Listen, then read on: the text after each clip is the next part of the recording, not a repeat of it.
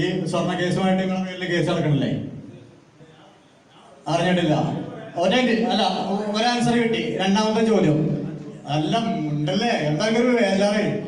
രണ്ടാമത്തെ കാര്യം, ഈ കുടുംബത്തിന്റെ പേരില് പിന്നെ 20 സെന്റ് സ്ഥലം കൊടുത്തിട്ടുണ്ടെന്ന് പറയുന്നുണ്ട്.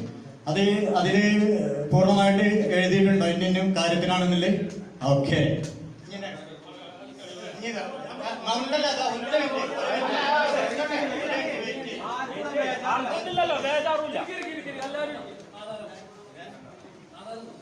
ഇത് കഴിഞ്ഞ 21/7 സലീമിനെ സ്റ്റേഷനിൽ വിളിപ്പിച്ച് കണ്ട്, അതായത് റിപ്പോർട്ട് കൊടുത്തതിന്റെ കോപ്പിയാണ്. അതായത് ഉടനെ തീരുമാനം ഉണ്ടാക്കി കൊടുക്കാനുള്ളത് തങ്ങളുമായി സംസാരിച്ച് അല്ല, അതൊക്കെ പ്രസിഡന്റ് ചെയ്തതാണിത്. ആദ്യം ഒരു മിനിറ്റ് മുണ്ടലി ആദ്യം ഇതിന്റെ ഫസ്റ്റ് റിപ്പോർട്ട് പിന്നെ മിനിസ്റ്റർ ഓഫീസിൽ നിന്ന് ഇതിന്റെ ലെറ്റർ വന്നപ്പം സലീം ഡയറക്റ്റ് പോവാതെ അമാനുള്ള ദാരിമിനെന്ന് പറഞ്ഞേക്കാൻ നോക്കി. അയാള് പോയില്ല. അയാൾ ഇതിന്റെ സത്യാവസ്ഥ മുമ്പിൽ ഞങ്ങളായിട്ട് സംസാരിച്ചാണ്. രണ്ടാമത് ഫിറോസ് വൈസിനെ ഏർപ്പാടാക്കിയിട്ട് ആ കുടുംബത്തിനായിട്ട് രമ്യതയിൽ സംസാരിക്കാൻ വേണ്ടി ശ്രമിച്ചു. ഈ കഴിഞ്ഞ 21/7 സലീം കൊടുത്ത റിപ്പോർട്ടിന്റെ അടിസ്ഥാനത്തിൽ തങ്ങളുമായി സംസാരിച്ചിട്ട് എത്രയും പെട്ടെന്ന് ആ കുടുംബത്തിന് വേണ്ട പൈസയോ 44 പവൻ സ്വർണമോ അതിന് തുല്യമായ പൈസയോ അതിന് ഈട് വെച്ച സ്ഥലമോ എന്ന് ഇതിൽ പ്രത്യേകം രേഖപ്പെടുത്തിയിട്ടുണ്ട്. ഇതില് ഈട് വെച്ച സ്ഥലം എന്ന് പറയുന്നത് ഏതോ ഒരു ജഗദീഷ് കേട്ടോളി.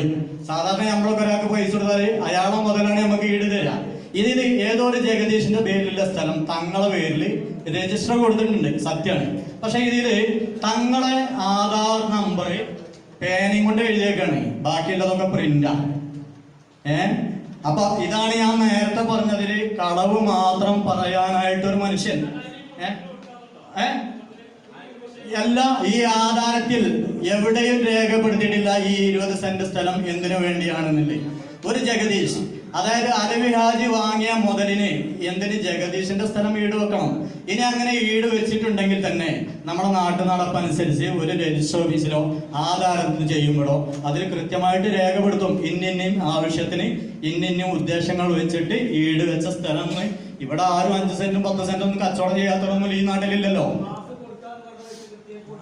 എങ്ങനെ ഇല്ല, അതുപോലെ കാര്യങ്ങളിലേക്ക് വരാം.